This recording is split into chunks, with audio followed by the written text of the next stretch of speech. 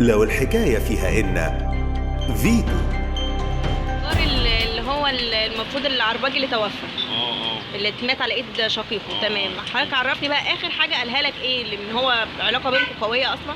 كان عايز يتوب الى الله ويصلي ويبقى كويس. قال لك ايه يوميها؟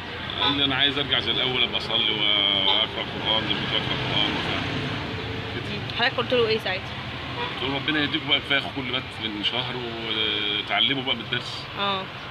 فقال لي احنا بس هو مش سايبني وكده. مين اللي مش سايب؟ اللي هو اخوه التاني، يعني بيقول لك خلافات بينهم يعني الاثنين على طول هم الاثنين في بينهم وبين كذا قضيه، حتى هو دخل اليوم الحبس كده برضه في قضيه وخرج تاني. ابراهيم ده قريب الاسم خرجه يعني. ابراهيم اللي توفى. طب قضيه شروع في قتل برضه؟ نعم، كانت قضيه شروع في قتل بتاعت اللي هو لا ده تقريبا كان داخل عشان زوجته. كان زوجته اللي هي النفقه والحاجات دي. تمام. عرفني بقى، حضرتك قلت لي ان ابراهيم الله يرحمه كان بيخاف من اخوه وعارف ان هو مبيت له النيه على القتل. ما هو كان عامل حساب ليه يعني. لانه كانوا على خطط مع بعض على طول. ازاي عامل له حساب طيب؟ يعني خايف منه. عامل حذر منه على طول يعني دايما. في حضرتك في البيت طيب بيعمل ايه عشان ياخد حذره؟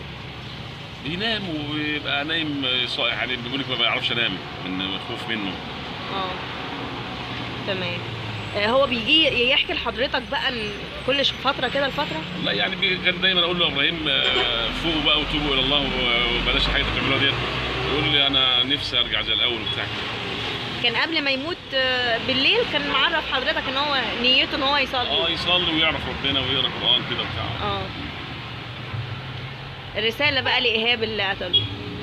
ربنا سبحانه وتعالى يصلح حاله ويهديه. ربنا يصلح حاله ويهديه.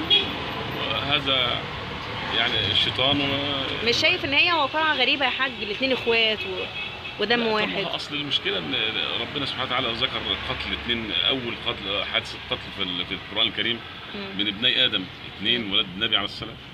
فهذا امر ان ايهاب ممكن ربنا يتوب عليه ويصلح حاله. تمام يا حاج.